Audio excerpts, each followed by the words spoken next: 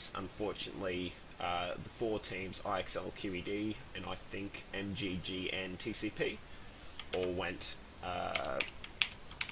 all fell below where they needed to be on the overall point margin. So looks like we're going to be having our first game. The reason QED is already one up in the series is because IXL didn't get their player nomination in on time, so they were awarded a walkover. And so in the bottom left hand corner of Entomb Valley, we've got the blue Terran for QED, QEDgoste, and then in the bottom right hand corner playing Protoss, but he is a random player for the red Protoss for IXL is IXL's Eradicator, and I'm fairly sure I spelled that right, but there is a bit of up and down alternating text, and I'll just fix that as well. T-O, and of course the last one's an R as well. Alright, so that should be all fine and dandy now. Alright, so looks like Eradicator already going for a scout, and unfortunately for him he'll turn up empty-handed at that first base. So I will be solo casting tonight, at least for this first stage, guys, until we get someone to jump into Ventrilo with me to do some casting. We might see Fridge or someone like that make an appearance. Minnow's not currently online, I do believe, so we're not going to be having any input from him at this stage. And of course, don't forget during the breaks to make song suggestions in the chat, and I'll do my best to get those up ready for each of the breaks. So nothing super weird coming out of Ghost as it just yet. It looks like Eradicator's going to unfortunately find him in the bottom right hand corner. Apparently I've got some stream lag. I don't think I should, because I'm not hitting the right amount of kilobyte. So I might have to try and fix that if there is lag after it goes. But yeah, so Eradicator opening up now, so he's throwing down his cybernetics core after he's finished his first gateway. And it doesn't look like he's going to be going for any super early expand build, and it looks like Ghost is also going to be scouting him in the last position that he looks, as the Marine pushes the probe of Eradicator away. Bang, bang, bang.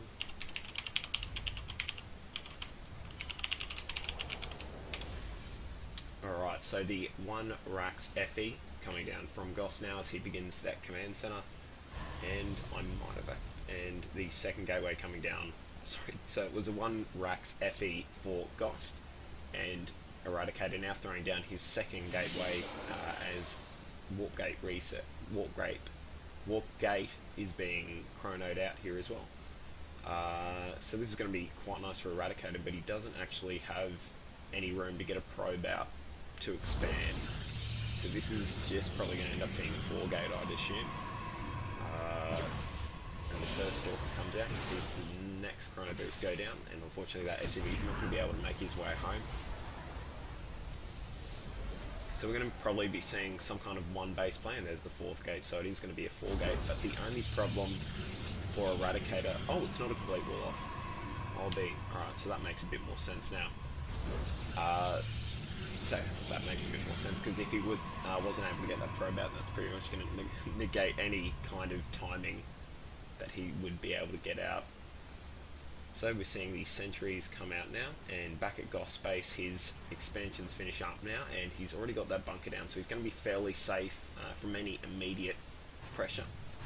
And he does have that double orbiter command, and 3 racks at the moment. He'll probably look to transition into a factory very shortly, just because of the amount of gas that he's starting to stock up on now.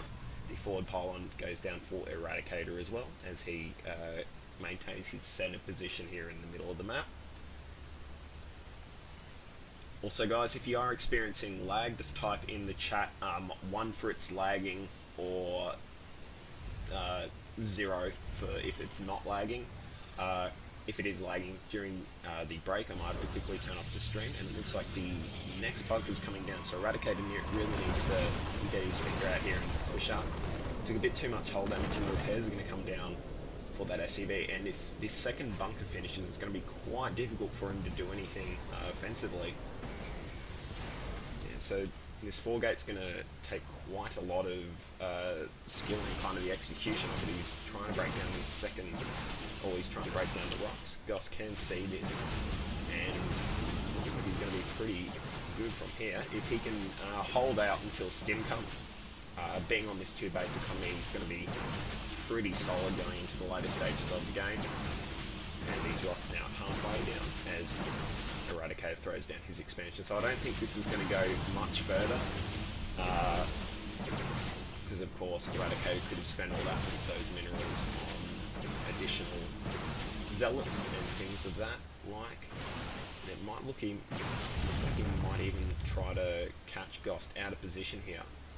But yeah, he needs to make sure he's on top of his warpins, and I don't think he actually has enough of an economy to keep pumping this out the way he does. We can see Gost is quite severely far ahead, and even if he can get... Ooh, and that's what goes down, unfortunately. Here comes the big thing. All the SCVs have been pulled in. Not bad force fields, but these zealots can get out pretty quickly. And as long as he can keep this other bunker alive, I think he's going to be pretty sweet with this, as Stim now is getting to the stage where it is nearly finished. Gost should probably look to throw down that, rebuild that bunker, and there it goes, and even additional one as well, just to help try and hold on from any of those multi-pronged harassers.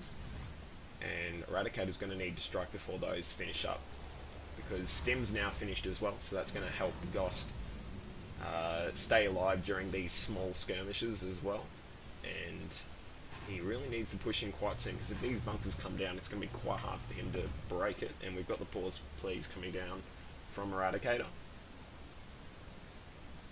and we'll just have to see what the issue there is. Oh, there we go, and ready to go, resume there. So the bunker's now finishing up for Gost, so he's going to be able to fortify this position, and I don't think Eradicator is going to be able to break this at all with the engineering bay coming down the factory and the amount of SCVs. He's quite severely far ahead in the work account, and now he's got a pretty solid wall going as well. So the energy on these sentries will probably permit for maybe, let's see, so one, maybe 4 or 5 force fields, but yeah, he's going to need to be careful. Gost's got a few unrallied marines here as he starts combat shields research, and the first robotics bay goes down. So Gost is in a fairly solid position here.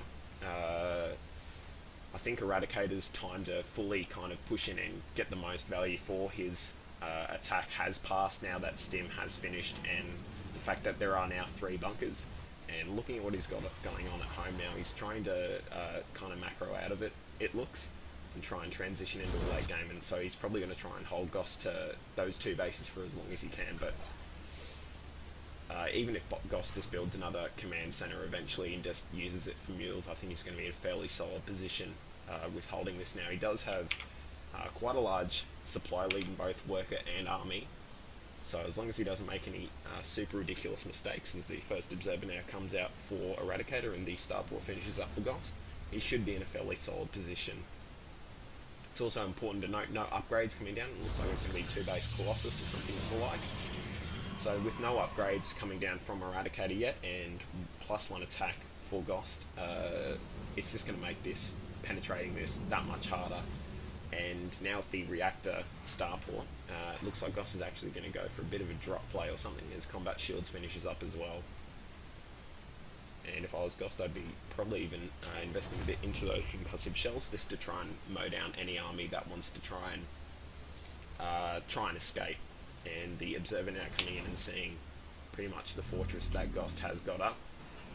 He's at quite a supply lead, and the first immortal coming out now for Eradicator. He might use that as kind of the battering ram to try and break down what Gost has got here, but unfortunately it looks like this double drop's gone unnoticed from Eradicator.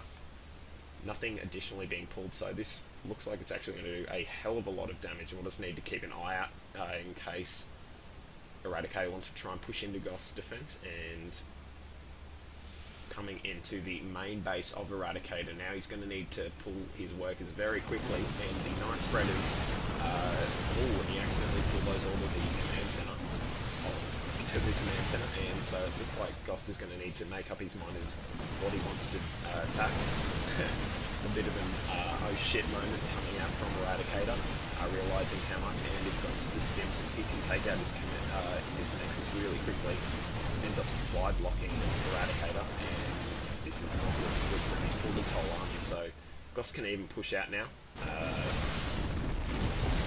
And this is going to do quite a lot of damage. He's probably even get a few sentries, 3 units here as well.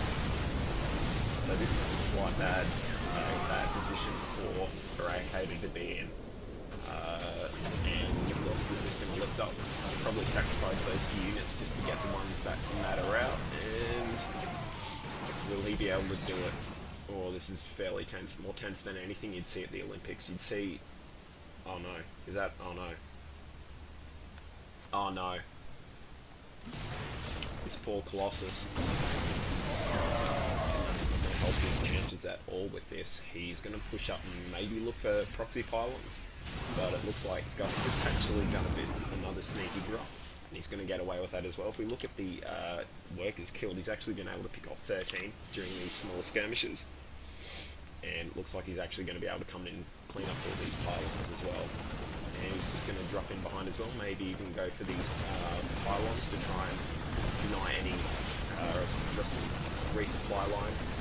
One gateway goes down, and he's going to be able to get this second one, but he'll be able to pick up a few sentries maybe. It looks like he's just going to play it safe and retreat. Maybe even get the pick up on those units. Right, the medevac is feeling important, but it looks like Gust's not going to wait any longer. He's going to try and push at the front.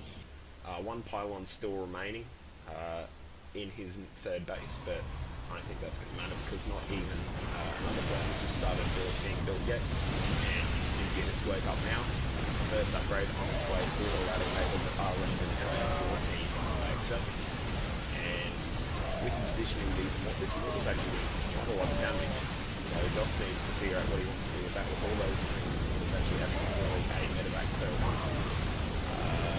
Unfortunately that Guardian ship is got any issues. The upgrades stop churning out and that will finally fall. And here comes the probe ship. So with a quick stim, this is going to pretty much spell duty for Eradicator, who unfortunately wasn't able to execute the 4 gates, so it's still essential. QED well played comes out, and guys, we're going to be going into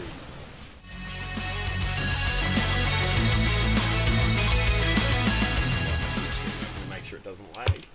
But alright, would you like to do the introductions whilst I fix up the scoreboard? Yeah. Okay, so in the 2 o'clock position, or you could say the 1 o'clock position, we have old mate Ghosty here.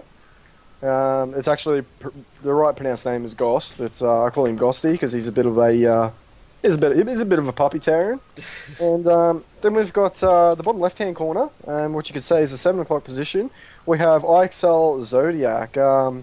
Being a Protoss, his name sounds a little bit like he's a bit of an astrologer. He seems a little bit weird. He's got a bit of a metrosexual look being a Protoss, but I mean, every time I look at a Terran, I think, you know, Aussie Bogan straight up, got a couple of snags in the Barbie. When I look at a Protoss, I think metrosexual. So it's going to be a bit of a battle here between the Bogan and the metrosexual. Who's going to win? Metrosexuals are usually smarter, but the Bogans are usually a bit more tougher. So it's going to be the match of the week, I think. I don't think we've had an introduction that's been that good. That was awesome. Holy crap. That was good. Yeah, so Ghost's been coming off pretty good form in the Clan Wars as of late. He's been pulled out as the starting player for QED, and I think maybe the last 2 or 3. I might get that wrong, but that's alright. But yeah, he's shown pretty solid performances every time he's come out. Just then we saw him beat the random player for IXL, who who rolled Protoss as his race. And Zodiac's probe is chilling out at the expansion of Ghost, just trying to see what happens and when. Now, just to get my leagues correct here, Ghost is gold now, I believe, and what league is Zodiac? I will quickly bring that information up.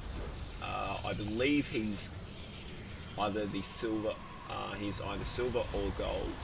Yep, alright. Yeah, but so I think it should be a pretty, let's see, so, bang, where is he? Oh, it looks like Zodiac, at the time of at the time of putting up the rosters was a bronze Protoss. I'm not sure if he's still in bronze, so we'll have to see how much he's improved over the course of the tournament.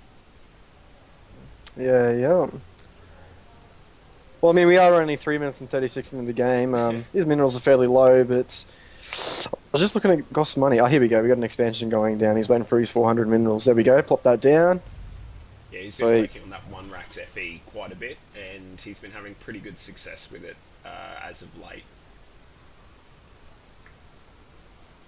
No, it's a great build. It's good. It's a great staple build. Playing TVP. I mean, I've got to say, from my personal experience, the only builds I seem to have problems with doing a 1 Rax FE is the Blink Stalker rule in. It's a very hard build to hold. But as you can see on this map, I mean, Daybreak, you don't really have much space there to blink up. You've only got this one little, this bit of space here next to the depot at the ramp, and that's the only place you can blink up. So it's not really a viable all-in on this map. So it's a great map for Terran. He doesn't really have to worry too much about all-ins as long as he gets his bunkers down at the front. And with the Protoss here, to be quite honest with you, 2 gas. 2 gas is usually fairly scary for a Terran on one base. He's got 3 gateways and a cyber core, so I don't really play Protoss that much, but would you be expecting an expansion here at all postage? Not with the amount of gas that he's got, and the fact that gate's nearly done. I think it's going to be a pretty similar build to what we saw last game, so it's looking to be maybe a 4 gate, so he'll probably even look to throw down that 4th gate if it is, or it's either going to be that or maybe a 3 gate robo or something like that, just to get out some quick immortals to do that splash damage. But yeah, he's throwing down the forward pylon, so it looks like it's going to be maybe a Stalker rush, something like that. Just a bit of pressure, you think? Because I mean, his chrono is not really high on his Nexus at all here. I mean, 2 Stalkers is something you're going to be a little bit cautious about. Okay, we have got 3 Stalkers. Now, things are going to get a little bit serious for Gost if he doesn't have that. Oh, we've got to bunker down in the natural. Yeah. So, I think he should be fairly safe to hold this with those Marines doing a bit of damage as well, and just giving him that bit of extra time to get that 2nd bunker down. I think he should be, although he'll need to pull those SCVs pretty quickly, and there he goes. There we go. I don't think, he's not going to get past that, unfortunately. Yeah, so he's shored that up now and pulling 3 sentries into the mix to try and stop that repair. But the first Marauder's made its way into the bunker as the Racker finishes up the Ghost and he needs to micro those Stalkers back to the ones with low hull damage, low hull health there, starting to fade away, and he needs to be careful with those sentries. I think Zodiac wants to expand behind this. However, as you can see, his minerals are fairly high here. There we go. I think he may be overcommitting to this pressure. Oh, there we go. Yep. So I mean, he's not going to go all in with it. He's going to go balls to the wall, put that expansion down, and just keep annoying Goss with this pressure. And Goss is just going to hold that. Terran OP. Look at that, boys. Terran OP, look at those. Oh, bad luck. Bad luck, buddy. Bad luck. Well, that was close, that one. I think that got within its last 10 hit points before it kind of resurrected itself with those SCVs, and now that the 2nd bunker is finished, I think he's going to be involved on this. Now, to be honest, IXL Zodiac here is in a bit of a bad position, because I mean, all Goss needs to do now is just get his SCVs back on the line and get that factory down and get the 2 medibacks. I mean, unfortunately, I don't think this pressure's done enough damage with the late expo going down. Yeah, looks like Zodiac's trying to find a bit of a sneaky way around the back, but unfortunately, the force field is able to separate the 2 bunkers, but the SCVs are still going to be able to get in there and auto repair those bunkers. So, I think he needs to kind of transition out of this instead of keep. Yep, and there we go. He's rallying those Stalkers back home, and GG comes. There we go. Well, bad luck to IXL there. Gost showing who's boss again. Doing really well.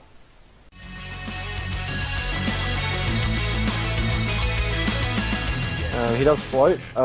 He does float resources a little bit every now and then, but generally overall, I mean, he's pretty solid for his level. Now I don't know too much about Vigosov. Is that how we say it? Call him Vigo for this. Vigo, For that'll do. purposes. Yeah. All I know is that he is a Platinum Terran, so we'll be seeing the first TVT for tonight in week 4 of the Fusion Slugs Clan tournament. And it's going to be interesting, so this will be the first mirror matchup we see as well tonight, after we saw Goss take down the first player for IXL who played random, and then he just took out their next one who was a Protoss. So we'll have to see how good Goss's TVT is. So without further ado, in the top left hand corner of Ohana, we've got the blue Terran for QED, who's currently taking his team to 3-0 in QEDgoste.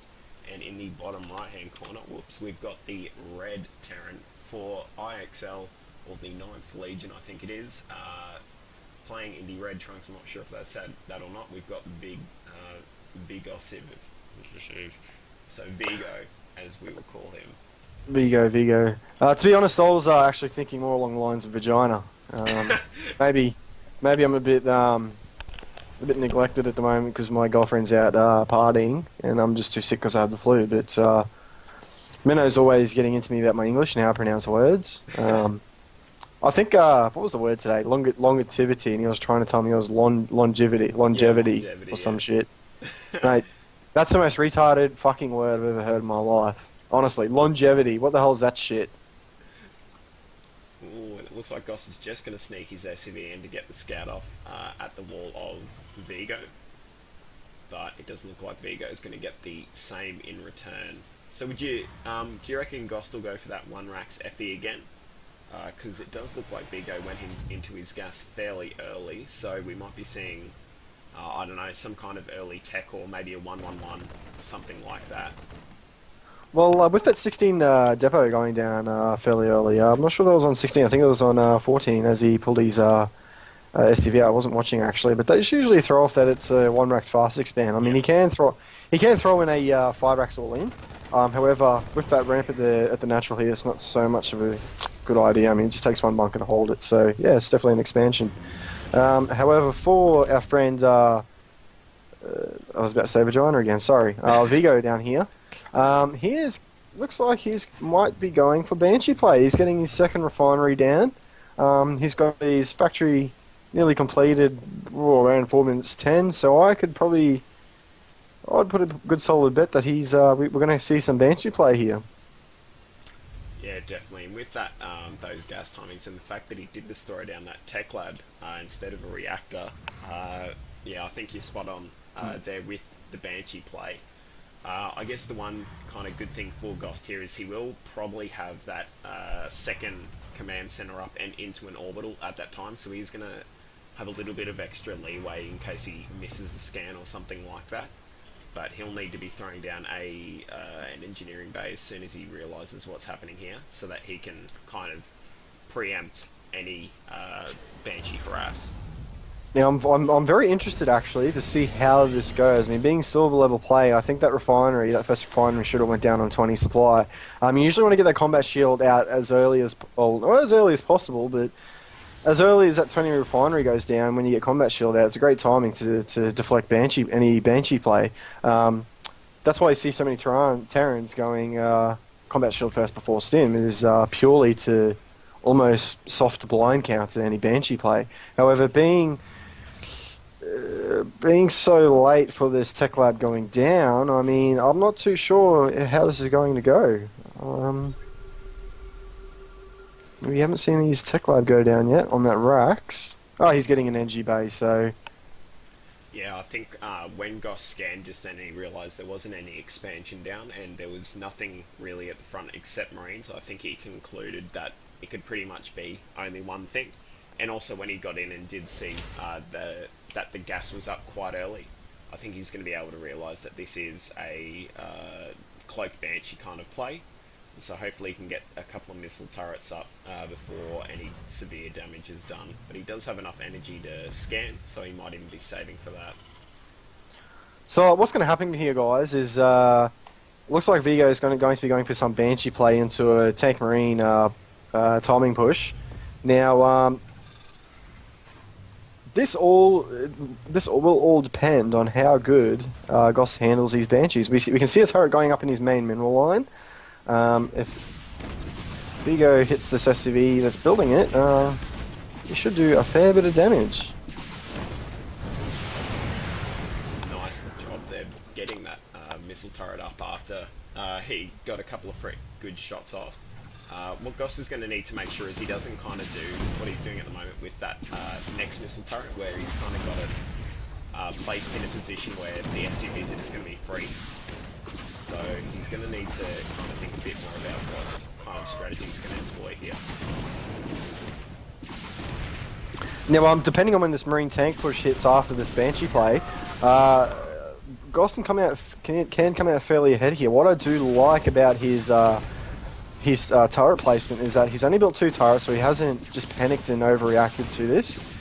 However, he does have 5 idle workers in his main. Yeah. So this looks a little bit edgy. It looks a little bit sketchy for Gost here. However, we do have an expansion going down for Vigo. So as I said, this is going to be very interesting to see how this plays out. Yeah, now he's actually prepped ahead in the work count as well, so this is going to be a bit of a problem for Goss because he did open that slightly more economical kind of play. So he's going to need to make up the difference pretty quickly. He needs to keep those Marines kind of hugging that command center to make sure they're not picked off as easily as they are.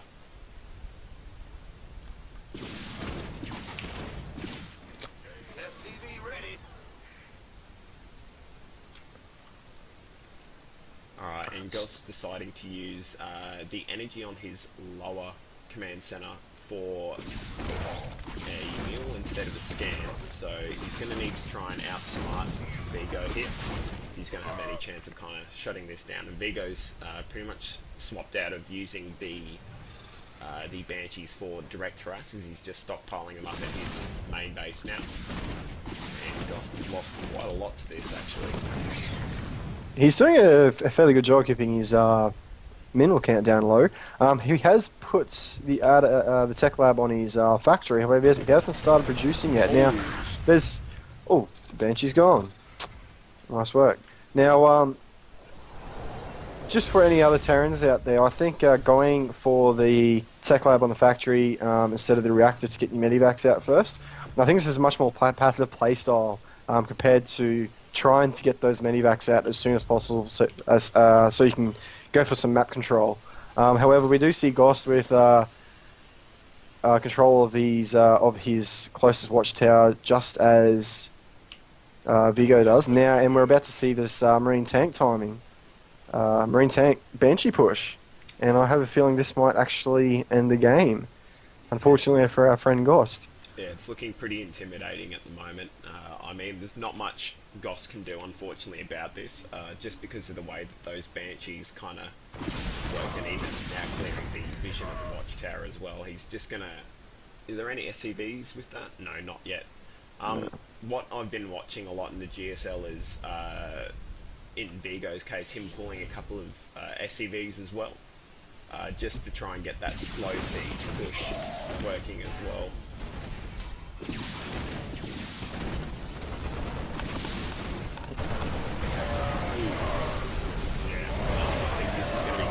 Unfortunately, with Vigo just pushing up now. GG. That's very well played by our friend.